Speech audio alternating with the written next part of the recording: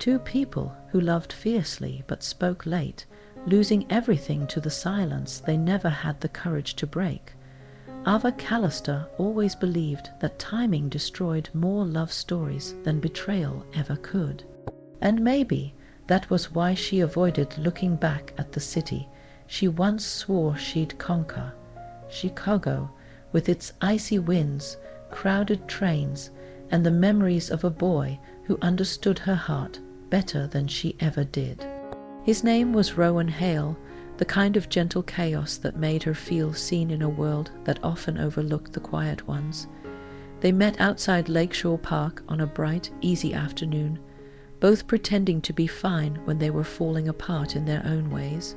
Ava had just moved from a small village in Vermont called Ely Brook, hoping Chicago would give her a purpose. Rowan lived in the city his whole life, but never felt like he fit anywhere. Fate placed them on the same bench on the same day, and from that moment, everything that followed felt like destiny disguised as coincidence. What began as small conversations, weather, books, coffee flavors, slowly turned into secrets, fears, and confessions neither of them had shared with anyone. Rowan told her about the mother he lost at 15, the father he barely spoke to, and the loneliness that clung to him even in crowded rooms. Ava shared how every dream she chased made her feel like she was running away from the people who needed her. Luka Emerson, her childhood friend from Ely Brook, was one of them, someone who saw her before the world did, someone who waited for her even when she didn't ask him to. Luka always wanted to confess his feelings, but Ava never let him, because somewhere inside her, she knew she didn't want to carry another heart while hers was already struggling to survive. For months, Ava and Rowan lived in the kind of closeness that felt too fragile to define. They explored the daytime streets of Chicago, from Montrose Beach to little bookstores hidden behind busy cafes. They walked along the Chicago River, where sunlight played on the water like scattered memories. They were two souls trying to escape their pasts, but slowly becoming each other's future without realizing it. Ava fell for the way Rowan noticed details, how he'd turn his face when sunlight hit hers, how he remembered the books she would read when she was sad, how he whispered her name like it was something sacred. Rowan fell for her quiet bravery, the way she faced the world even when she was afraid. Their love grew in everything they didn't say aloud, and that was where the problem began. Rowan wanted more, but didn't know how to ask.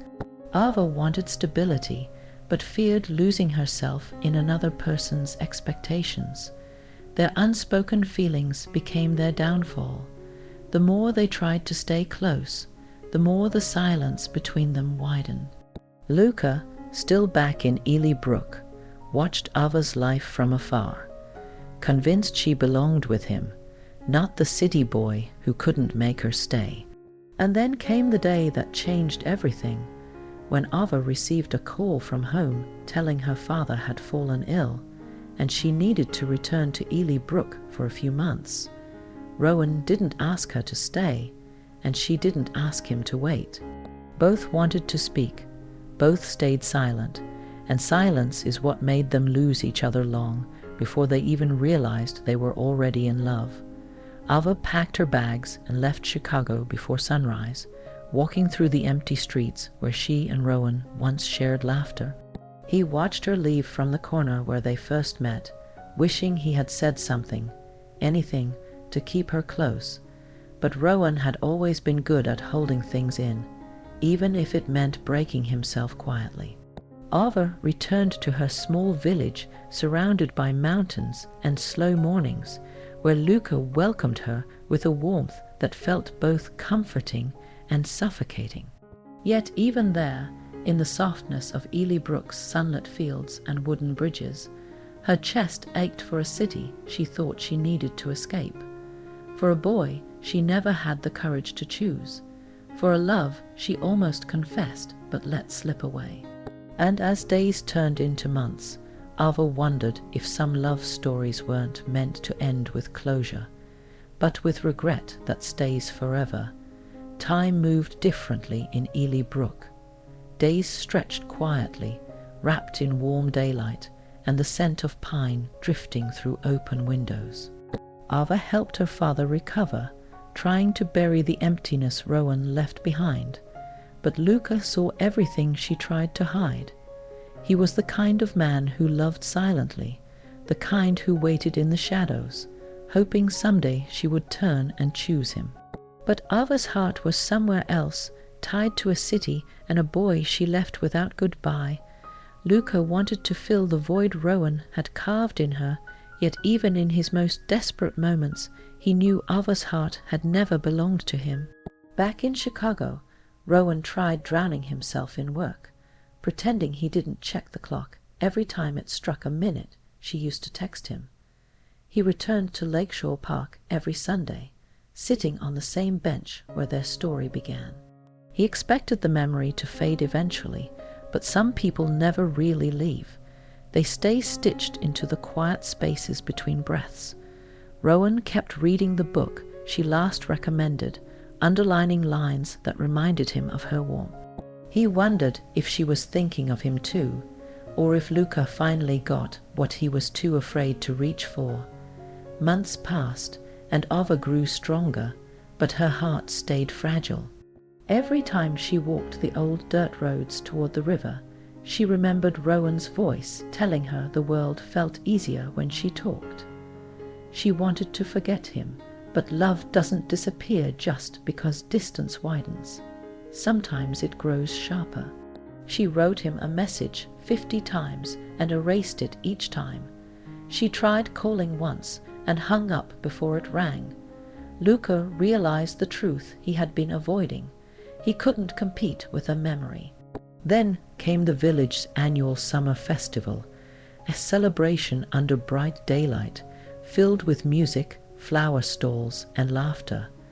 Luka hoped it would distract her, but instead, Ava saw a stranger who looked like Rowan for a split second, and that was all it took for her heart to break again.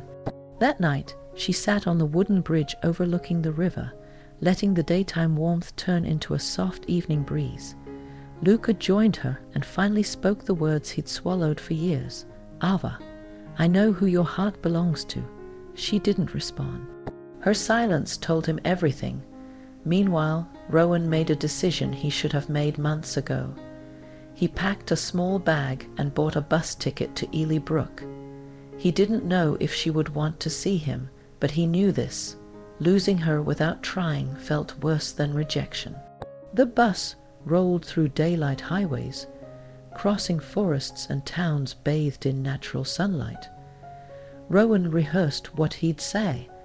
Apologies, confessions, the truth he buried in fear. When he arrived, Ely Brook felt like another world. Quiet, peaceful, nothing like Chicago's noise. A place that felt too pure for the pain he brought. He found Ava near the river, exactly where Luka said she'd be. She turned and froze. Rowan looked exhausted, scared, hopeful. "I should have told you sooner," he said, voice trembling. "I should have asked you to stay. I was afraid of not being enough for you." Tears gathered in her eyes, not from happiness, not from sadness, but from the cruel realization that love had finally arrived. Late, Ava stepped closer, touching his face softly. "I wanted you to ask me," she whispered, "but I was scared too." For a moment it felt like the universe paused for them, for the love they almost had. Rowan took her hands. "I came because I don't want to lose you again." Ava's voice cracked. "But Rowan, my life is here now, and yours is in Chicago." The truth stung both of them. Rowan couldn't move to Ely Brook. Ava couldn't return yet. Timing again became their enemy. Luka watched from the distance, tears in his own eyes, knowing he couldn't fix something that was never his. Ava leaned into Rowan's chest, both crying under the warm daylight, knowing love wasn't always enough. They held each other like people who understood they were right for each other at the wrong time. After a long silence, Rowan whispered, "If we're meant to find each other again, We will, Ava nodded. But today, we have to let go. Their love didn't end with a kiss. It ended with two broken hearts holding on one last time before releasing everything they couldn't save. Some stories aren't incomplete because they lacked love. They're incomplete because the world wasn't ready for them to be whole.